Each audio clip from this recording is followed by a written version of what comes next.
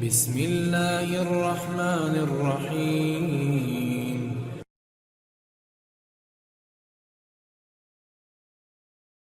Assalamualaikum warahmatullahi wabarakatuh. Kepada yang terhormat Bapak Ibu dosen penguji uji kinerja, perkenalkan nama saya Nova Novita SPD dengan NIM 27030253191. Saya guru pendidikan agama Islam, mahasiswa PPG dalam jabatan tahun 2025 batch 3 di UIN Salatiga. Hari ini saya akan membuat video pembelajaran di kelas 7 dengan materi menghadirkan sholat dan zikir dalam kehidupan. Selamat menyaksikan. Assalamualaikum warahmatullahi wabarakatuh. Assalamualaikum warahmatullahi wabarakatuh.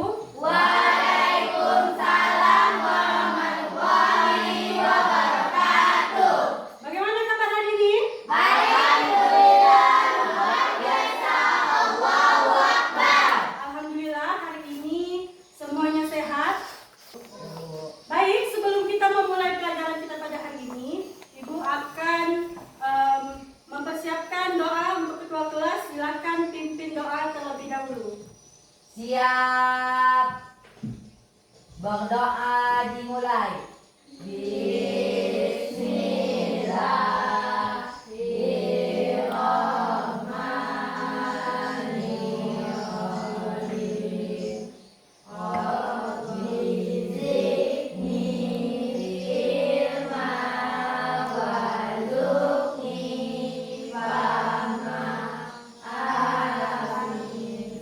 Berdoa selesai. Beri salam. Assalamualaikum warahmatullahi wabarakatuh. Waalaikumsalam warahmatullahi wabarakatuh. Baik, sebelum kita memulai pelajaran kita, Ibu mau absen dulu. Hafiza, kita memasuki pelajaran untuk meningkatkan rasa nasionalisme kita. Marilah kita bersama-sama menyanyikan lagu. Ibu lihat pagi hari ini semuanya agak kurang semangat. Baik, untuk meningkatkan semangat kita, mari kita tepuk cinta terlebih dahulu. Tepuk cinta. Pertama, aku cinta pada Allah. Kedua, aku cinta Rasulullah. Ketiga, aku cinta pada umat dan abah, saudara seiman dan seagama. Baik, semuanya semangat. Dan sebelum pelajaran dimulai, Ibu mau membuat kesepakatan terlebih dahulu. Bagi yang ingin bertanya, silahkan angkat tangannya sebelah kanan. Dan ketika Ibu sedang menyampaikan pelajaran, mohon semuanya tidak bersuara atau mengobrol dengan temannya masing-masing. Setuju? Setuju.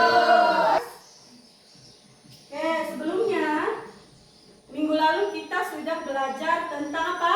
Meneladani nama-nama Allah atau Asmaul Husna. Ada yang ingat apa-apa Asmaul Husna yang kita pelajari minggu lalu? Coba, Dayang Nuhayati. 1. Al-Alim, Allah Maha Mengetahui. 2. Ya. Al-Kabir, Maha Memberitahu. 3. Al-Sami, Maha Mendengar. 4. Al-Basir, Maha Melihat. Ya, alhamdulillah ternyata masih ingat pelajaran kita pada minggu lalu. Dan untuk pelajaran hari ini, kita akan membahas tentang menghadirkan sholat dan zikir dalam kehidupan.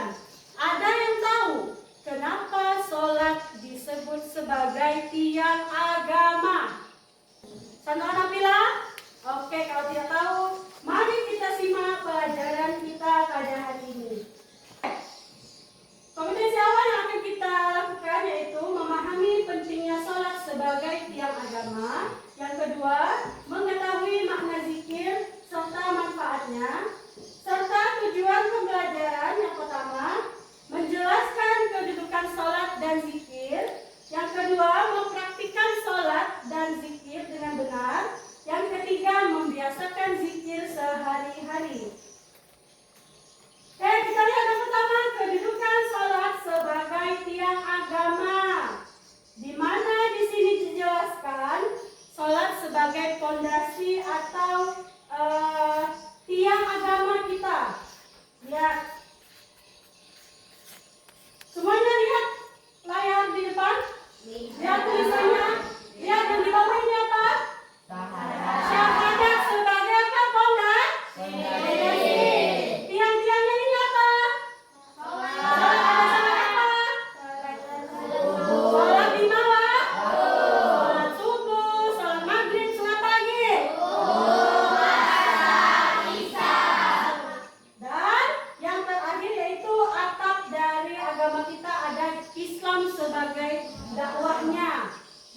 yang ibarat sebuah bangunan. Sholat atau sebagai tiang agama, syahadat sebagai pondasi, dan dakwah sebagai atap dari sebuah agama. Nah, diriwayatkan dalam hadis, sholat itu adalah tiang agama Islam. As-sholatu imadud din. Sholat sebagai tiang agama. Maka barang siapa yang mendirikan sholat, berarti dia telah mendirikan agama Islam. Dan jika dia tidak sholat, berarti dia telah merobohkan agamanya atau merobohkan agama Islam. Oke, selanjutnya makna sholat secara bahasa. Sholat berarti berdoa atau cara untuk meminta permohonan atau kepada Allah. Kepada siapa kita memohon? Allah. Sedangkan secara istilah sholat adalah segala perbuatan yang dimulai dari takbiratul ihram dan diakhiri dengan salat. Itu yang dimaksud dengan sholat. Dan di sini dijelaskan di dalam sebuah dalil. A'udzubillahi minasyaitonirrajim. Bismillahirrahmanirrahim. Utlu ma uhiya ilaika minal kitabi wa aqimus sholat. Inna sholata tanha 'anil fahsya'i wal munkar.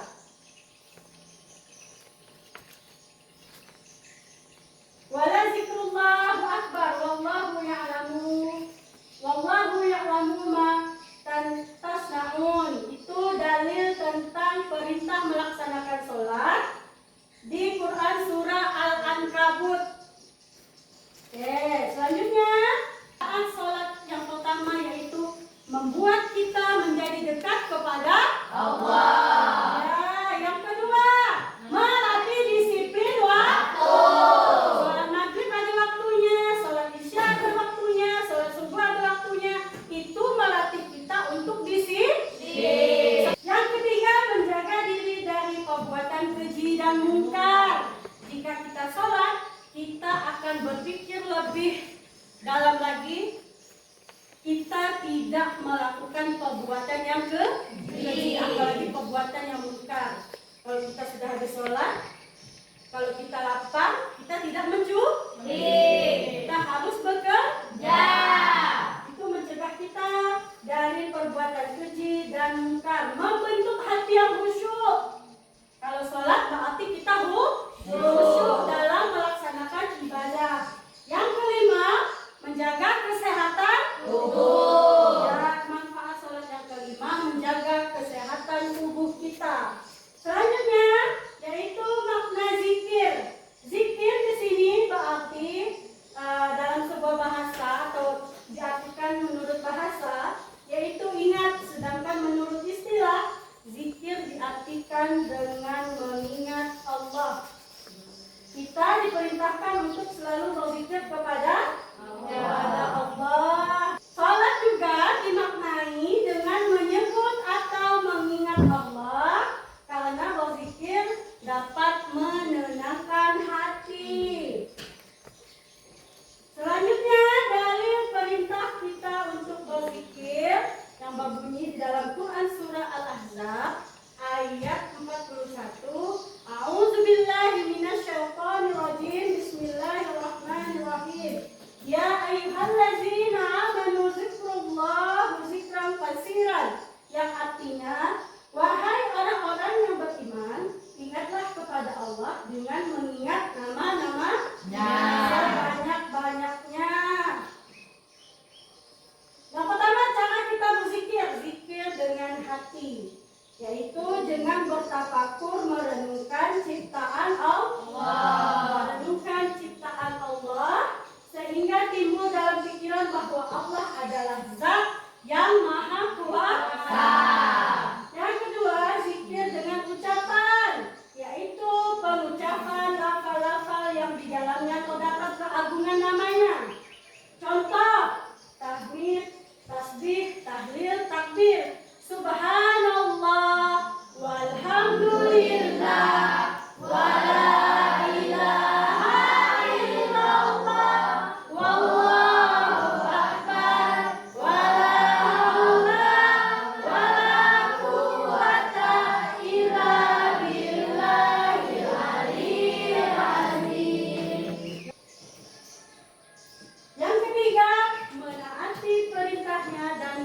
menjauhi larangannya, merupakan zikir dengan perbuatan. Dan selanjutnya manfaat zikir. Manfaat zikir pertama yaitu menenangkan hati. Dengan berzikir hati kita menjadi tenang. Seperti yang sudah kita baca tadi, subhanallah walhamdulillah wala ilaha illallah Allahu akbar. Hati kita menjadi tenang. Kira-kira zikir dilakukan setelah kita apa? Setelah kita sholat. Setelah sholat kita berzikir. Yang kedua, menguatkan iman. Dengan berzikir iman kita menjadi kuat. Yang ketiga, melatih kesabaran. Yang keempat, benteng dari setan. Yang kelima, tentunya manfaat zikir adalah menambah pahala-pahala kita. Untuk memperlancar kehidupan kita, kalau kita ada masalah, kalau kita gundah gulana, sempit rezeki, maka yang kita ingat adalah siapa?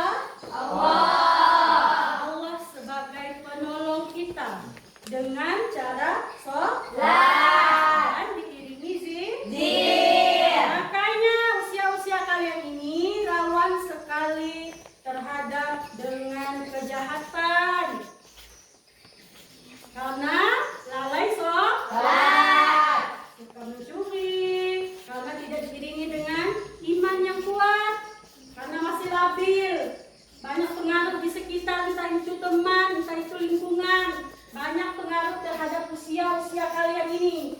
Nah, lihat implementasi dalam kehidupan sehari-hari. Yang pertama, kita harus menjaga sholat.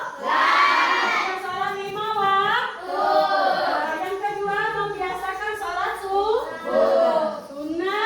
Ya, sholat sunnah. Membiasakan diri melaksanakan sholat sunnah. Yang ketiga, membaca zikir. Oke, sekarang kalian sudah melihat materi. Nah, untuk itu Ibu akan membagikan kelompok. Ibu bagi menjadi 3 kelompok. Selanjutnya kita akan simulasi gerakan dan bacaan sholat. Untuk nama yang Ibu sebut, silakan maju ke depan. Ibu akan pilih ya kelompoknya. Coba kelompok 2 silakan maju ke depan. Ada Fabio, Fikri dan juga Darwin, silakan maju ke depan. Bersuara.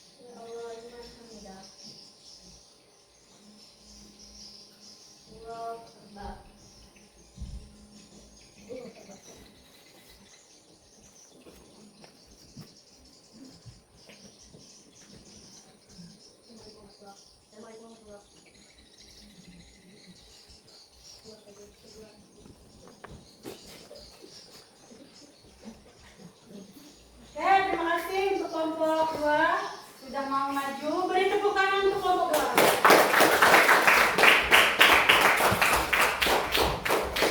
Ibu akan bagikan LKPD dan juga poster. Nanti kalian tempel sesuai dengan perintahnya, manfaat sholat dan zikir dalam kehidupan. Kalian buat serapi mungkin.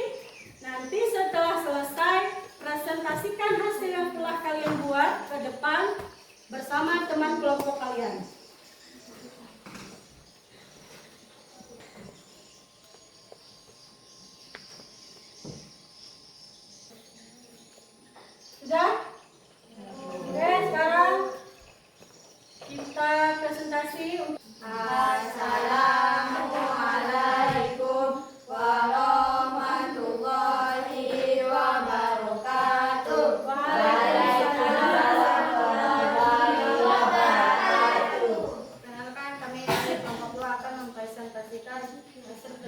kami, yaitu manfaat salat dan zikir dalam kehidupan.